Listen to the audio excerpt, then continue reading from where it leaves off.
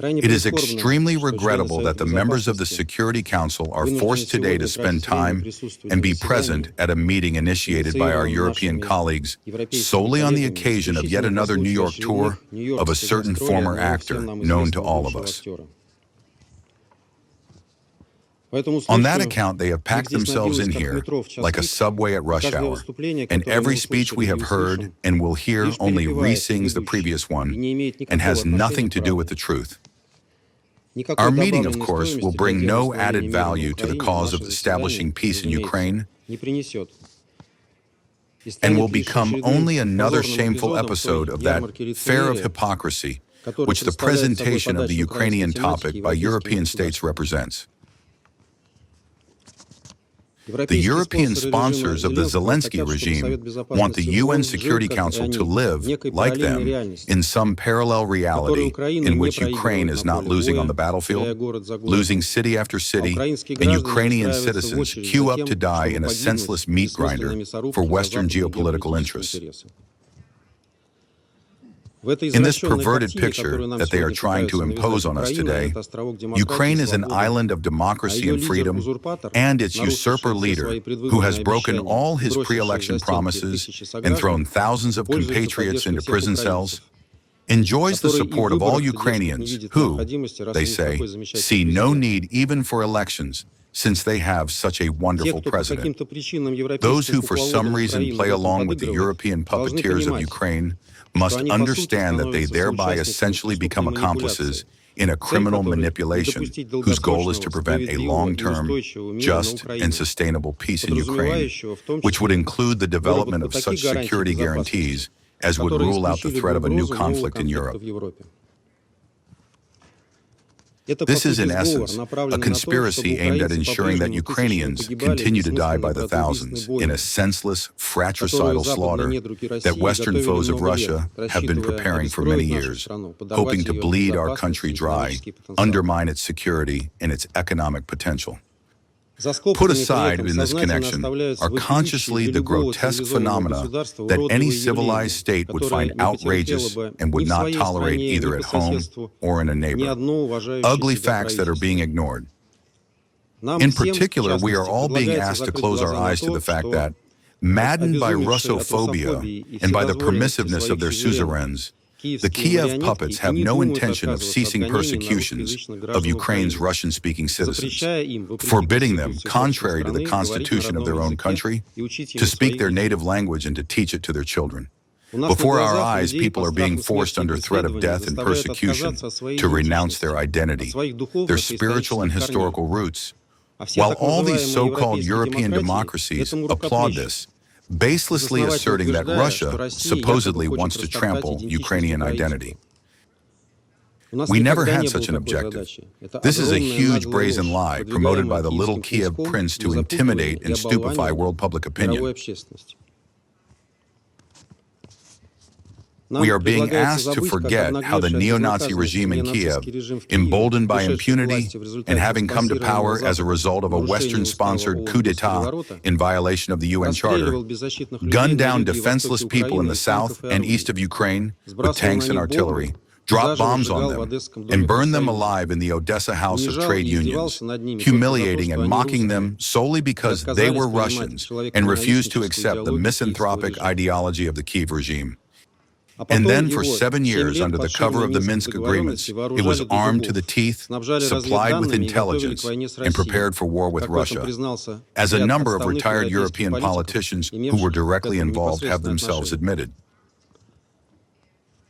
And we are also called upon not to notice how in Ukraine, those are still glorified who, during the Second World War, together with the Nazis, exterminated hundreds of thousands of Jews, Poles, Russians, Roma, and Ukrainians themselves. How Kiev's European partners shamefully lower their eyes when they see on the bodies of the nationalist Ukrainian fighters they train swastikas and other Nazi and neo-Nazi symbols that are banned in their own countries. Mr. Chairman, for those who are trying to force the whole world to think within this perverted paradigm, history begins only in February 2022. They do not want to remember the broken promises not to allow NATO's expansion to the east and the principle of indivisible security. They want to erase from memory what they did in Kiev in 2014. They pull out from the UN Charter one single principle, respect for the territorial integrity of states, while forgetting about their sovereign equality, about non-interference in their internal affairs, and about the right of peoples to self-determination. They see the problem only in actions that became a response to their own steps. They replace international law on the fly with the so-called rules-based order, which they themselves invent and impose on others. The Ukrainian crisis is a direct result of their actions and their measures taken over many years. Despite all our warnings and appeals to stop and turn off the course that leads to catastrophe for that country. And today, when this catastrophe is obvious to everyone except perhaps the leader of the Kiev regime, who is saving his own skin in his stolen billions, and those who brought him to power, they are trying to undermine efforts aimed at establishing a long-term and sustainable peace in Ukraine. The name of this country has become a byword not only for pervasive corruption and total lawlessness, but also for the flagrant double standards that the collective West and the media under its control demonstrate in the Ukrainian context. Nowhere else in the world, in no other conflict, are the indisputable violations of international humanitarian law by the Kiev regime so consistently ignored. Violations such as using civilians as human shields and placing air defense systems in immediate proximity to residential neighborhoods. This leads to tragedies connected with debris or misfired anti-aircraft missiles falling on residential buildings, which would not have happened in another situation, since the Russian aerospace forces, as has been repeatedly emphasized, deliver exclusively high-precision strikes on targets connected to the military-industrial potential of the Kiev regime. In addition, in most cases, they are a response to strikes by Ukrainian drones on civilian facilities in Russian cities, and to the deliberate shelling by the Ukro-Nazis of residential houses, schools, kindergartens, and hospitals, which the West tries not to notice. Unfortunately, the UN Secretariat also plays along with them, energetically picking up any claims coming out of Kiev, while ignoring the grim statistics announced by the Russian authorities. We see in this a flagrant violation of Article 100 of the UN Charter, which prescribes impartiality for employees of the World Organization. Such a line does no honor to Antonio Guterres and his subordinates. Mr. Chairman, it is clear to all of us today that the EU and NATO have gotten themselves badly stuck with the anti-Russian Ukrainian project, tangled up and entangled in lies, and do not really know how to get out of the situation into which they drove themselves. The first to begin sobering up were in Washington after the arrival of the new American administration. However, instead of joining efforts aimed at establishing peace, in Brussels and allied capitals, they still, whether by inertia or deliberately, continue to spin the flywheel of war, consistently and without any grounds creating from Russia the image of an enemy that will inevitably attack them as soon as it deals with Ukraine. Today, this party of war has lost sleep, striving in every way to undermine the results and understandings reached during the meeting of the presidents of Russia and the United States and Alaska a month ago, throwing tantrums, including in this very hall, over baseless claims about supposedly Russian drones entering Poland or supposedly Russian fighter jets flying over Estonia.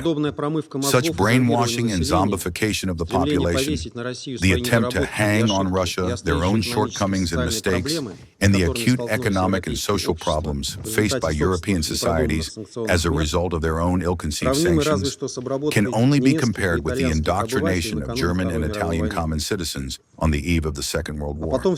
And then all these manipulators, after receiving yet another bitter lesson of history, will throw up their hands and claim they did not realize the consequences of their actions.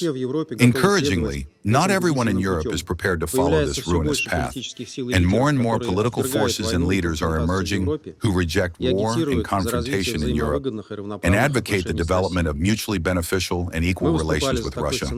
We have stood for such a scenario from the very beginning. Mr. Chairman, The outlines of the future peace in Ukraine are clear to all of us, just as it is obvious that the notions of the Kiev regime about how it might look have nothing to do with reality and only doom thousands more Ukrainian citizens who do not wish to go to the front to meaningless death. Only yesterday, on air of one of the Ukrainian channels, one of their propagandists lamented that many Ukrainians are being caught on the streets. But I quote, "They quickly run out." In this cynical statement lies the entire essence of the Kiev regime. Do you sign together with it under such an unenviable fate for the surviving citizens of Ukraine? If yes, then we have nothing to talk about with you. If, however, they are not indifferent to you, we expect your support and genuine work together with those who are trying to discern the outlines of a realistic, long-term, and sustainable peace that would stop this war, which was started by the criminal Kiev clique in 2014. We do not reject any negotiation formats, but we stand exclusively for a serious, substantive, and unblinkered dialogue. Nor do we reject negotiations with Ukraine, despite the extremely doubtful, to put it mildly, legitimacy of its current authorities. The optimal format for this has already been found: the negotiation platform in Istanbul. Everything else can only be discussed after significant expert groundwork has been achieved there. Unfortunately, we are still far from that point. Mr. Chairman, in conclusion, I would once again like to recall the prophetic words spoken on the margins of the high-level week of the General Assembly 2 years ago by Polish President Andrzej Duda. "Ukraine, like a drowning man, is pulling us all to the bottom." Today, many of those who spoke in this hall have already become such drowning men. If such an inglorious fate suits you, you may do nothing and continue in the same spirit. If not, then much work lies ahead. We were and are ready for it. Now it is your turn to make this choice. I thank you for your attention.